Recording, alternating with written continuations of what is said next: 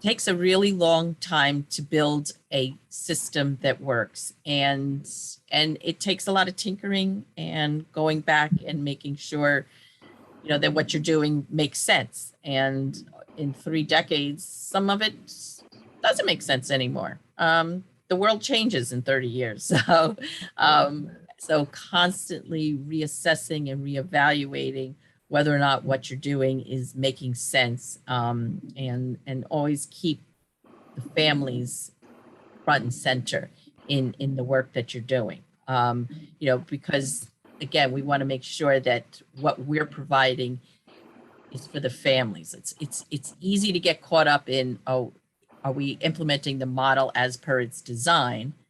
But I prefer to look at it as, you know, are we implementing the models that meet the family's needs, first and foremost, and keeping that in mind. And that it's okay to change things. You don't have to stick with what you originally came up with, because again, people change, times change, pandemics happen, you know, so pivot, you know, things like that happen. We have worked hard to do is begin to articulate what the need is, because prior to the coalition working with other advocates to help secure some additional state funding, um, we were 100% reliant on our health department to get data out about what was happening in family home visiting programs. And they still do, and they do a phenomenal job.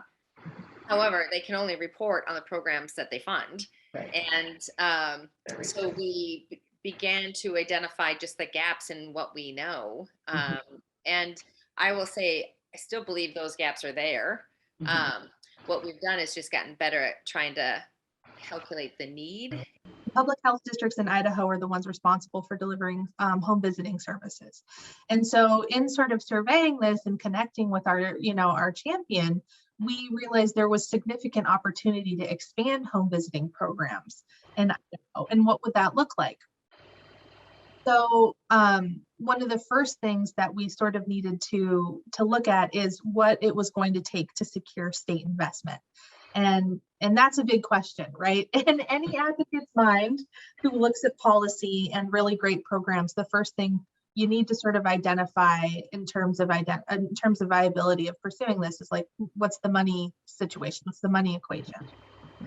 At that point, when we first invested in this policy area, there was no state investment. Idaho was fully dependent on McPhee dollars to deliver home visiting services.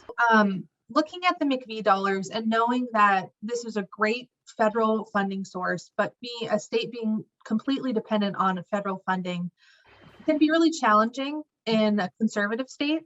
And it's also leaves programs a little vulnerable.